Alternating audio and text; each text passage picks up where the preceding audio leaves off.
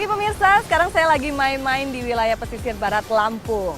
Namanya juga pesisir, pastinya kita akan menemukan salah satu hasil lautnya yang khas.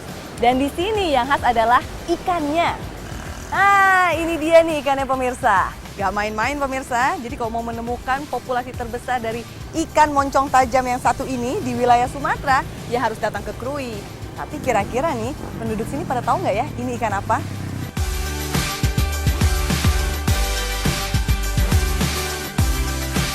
Di Krui ini kan ada ikan yang terkenal banget sampai jadi maskot nih. Menurut kamu itu ikan apa? Ayo bisa nebak nggak? Ikan apa ya? Ikan jadi maskot itu, aduh, ikan teri bukan Mbak? Ikan teri. Aduh, apa ikan terbang ikan layang itu ya? Pari-pari. Pari-pari kamu? Nggak tahu. Nggak tahu sama sekali? Nggak tahu. Ikan, nggak tahu aku. Coba menurut kamu apa? Kayak ikan lumba-lumba? Ikan lumba-lumba. Iya. Oke.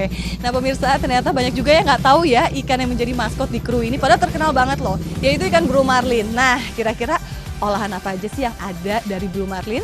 Ini dia liputannya.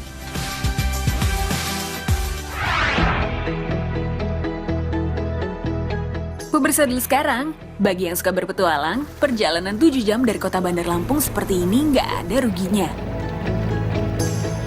Dari dulu sampai sekarang, para pehobi mancing biasanya tidak akan melewatkan lokasi ini. Yap, perairan Krui. Tapi seperti biasa, sebelum memancing pastikan umpan sudah tersedia.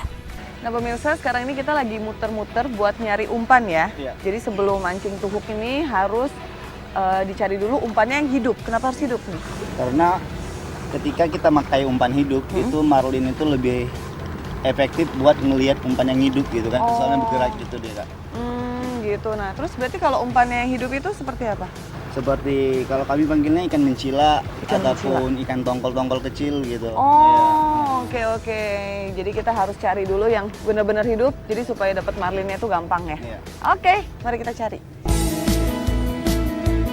Selayaknya ikan besar pada umumnya, umpan segar akan lebih menarik perhatiannya. Tak akan sulit mendapat ikan yang dalam bahasa lokal disebut tuhuk ini. Kapal pun diarahkan semakin menjauh dari perairan Krui. Itu tandanya perburuan ikan tongkol dan mencila pun dimulai. Peralatannya sederhana saja. Cukup mengaitkan benang, pengait yang dirangkai berbaris, serta umpan dari kertas berwarna. Nah, memang harus agak bersabar nih untuk mendapatkan mencilanya, umpannya. Apalagi lumayan karena memang ombak di sini memabukkan ya.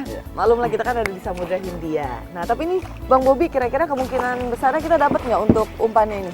Kemungkinan besar kita dapat, soalnya kita memang di sini tempatnya. Kita ada rumpun di sana, memang tempatnya gitu. Oh, jadi dibiarin di situ nanti dia akan ini sendiri, datang sendiri gitu ya? Sendiri, gitu.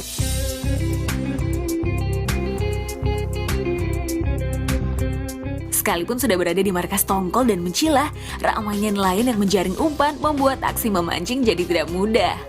Rupanya, para nelayan ini sudah standby sebelum matahari terbit loh. Ya, begitulah trik yang dilakukan agar bisa mendapatkan umpan dalam jumlah besar. Karena karakter ikan mencila ini terkenal aktif berkeliaran mencari makan saat pagi buta alias masih gelap, namun bukan berarti mustahil ya untuk menjaring umpan saat matahari sudah merekah. Ini dia buktinya. Wow! Wow, hat-trick nih pemirsa. Oh, ada lagi. Jangan salah. Masih ada lagi. Oh, 4 langsung. Wih, hebat. Sekali dapat, jumlahnya nggak tanggung-tanggung loh. Bukan hanya 1, 2, apalagi 3, tapi 4 ekor yang berhasil dijaring. Setelah hampir 1 jam, kami berhasil mengumpulkan 14 ekor tongkol. Jumlah yang tergolong cukup untuk memancing ikan marlin. Well, saatnya kembali ke perairan Krui.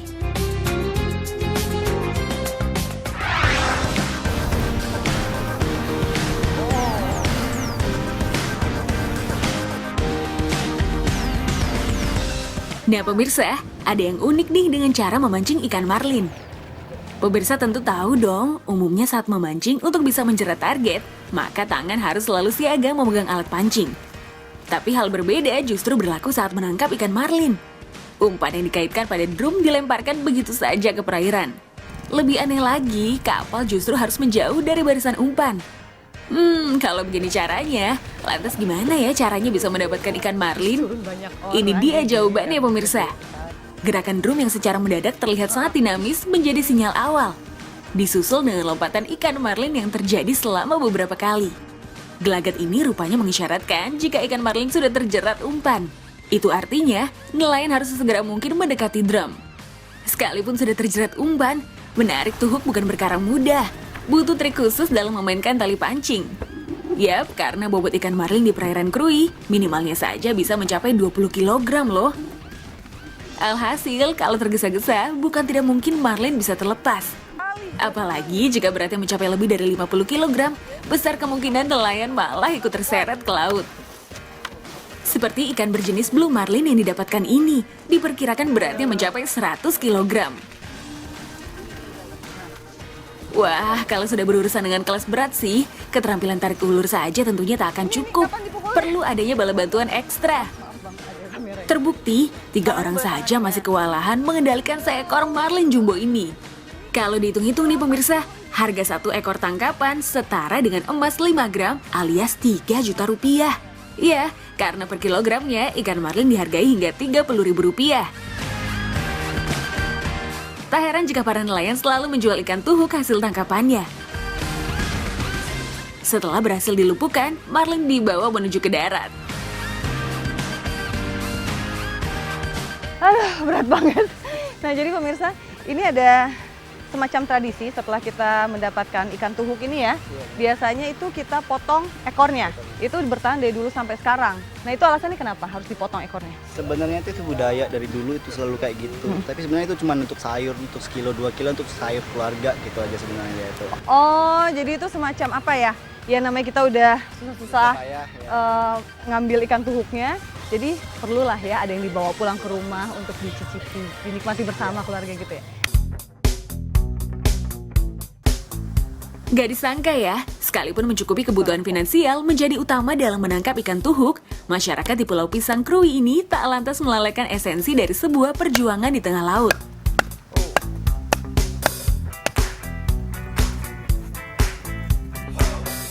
Wow, ini dia ekor dari ikan marlin. Jadi nanti kalau Bang Bobi, saya kasih ke kamu nih, untuk kamu sup bersama keluarga. Nah, kalau saya mau menikmati olahan ikan marlin yang lainnya. Ada banyak ternyata. Nah, jadi kita bisa di sini ya. Oke, makasih Bang.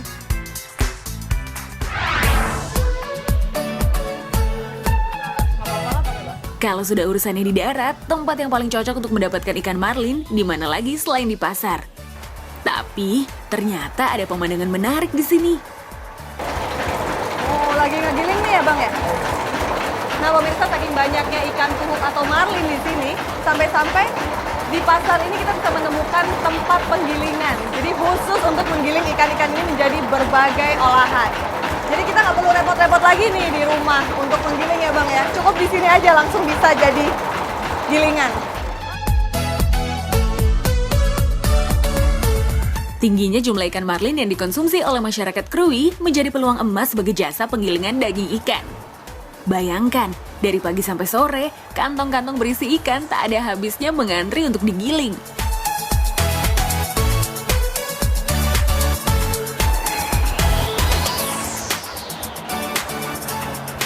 Nah, ini sudah jadi. Tadi daging ikannya sudah lembut ya. Berarti ini tinggal digulung-gulung aja jadi bakso? Enggak, diolah lagi Mbak. Oh, diolah lagi? Oh, jadi bakso gitu. Diadon lagi. Bedanya apa?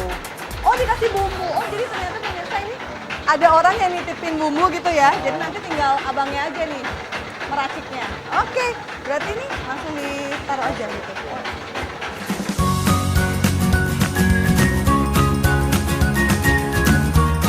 Satu lagi temuan unik yang ada di pasar Krui, daging ikan ternyata bisa langsung diproses hingga matang.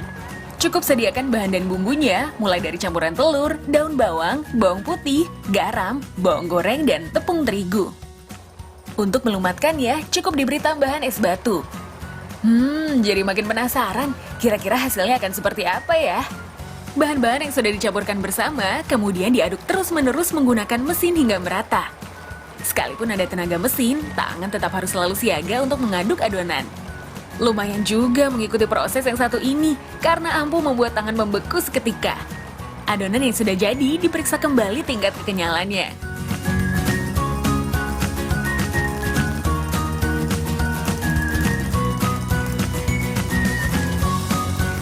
Hasil cetakan berbentuk bola-bola ini kemudian direbus selama 15 menit hingga matang. Dan inilah hasilnya, bakso ikan marlin. Bukan jadi gini ya? Loh. Kok ibu ngambil? Ya, ini punya saya, Pak. Oh, ini punya ibu, ya ampun. Bu, ini bakso banyak kayak gini mau diapain, Bu? Dijual. Oh, dijual. Dibikin apa? Bikin bakso, batagor, pempek. Saya boleh ikutan nggak, Bu? Bikin. Cicip-cicip boleh? Boleh. Kapan lagi pemirsa makan gratis. Ya udah, yuk. Ya, makasih, Bang.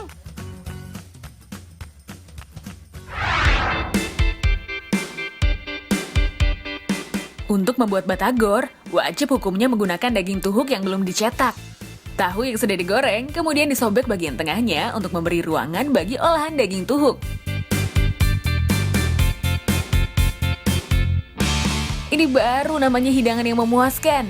Bisa dilihat, isinya melimpah sampai tahu berubah menjadi gendut.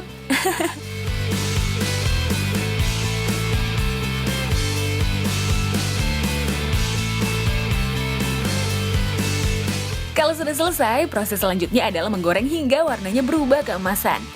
Nah, seperti ini yang siap untuk dilahap.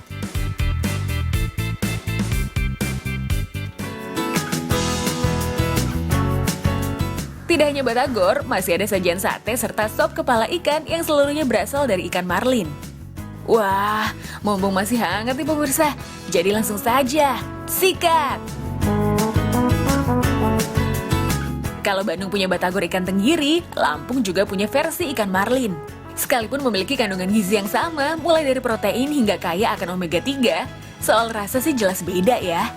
Tekstur daging ikan tuhuk ini mirip dengan salmon. Jadi buat pemirsa penggemar masakan Jepang, sudah bisa terbayang dong sensasi kenikmatan dari batagor dan bakso tuhuk ini. Nah, ini berbeda nih kalau satenya. Jadi kalau untuk batagor sama bakso ini kan sama-sama menggunakan marlin yang corak tubuhnya tuh agak putih. Tapi kalau untuk yang sate ini, dia memakai yang blue marlin. Itu bisa dibedakan dari warna dagingnya dia merah. Dan ketika dicicipin, itu dagingnya padat banget tapi lembut. Wah. Jadi memang untuk sate ini cocok banget.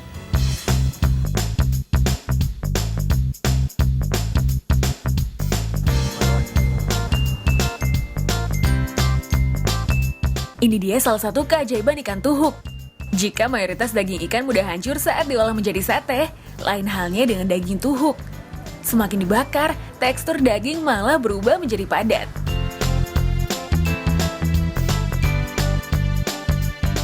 Uniknya, sensasi di dalamnya tetap lembut selayaknya menikmati daging ikan pada umumnya.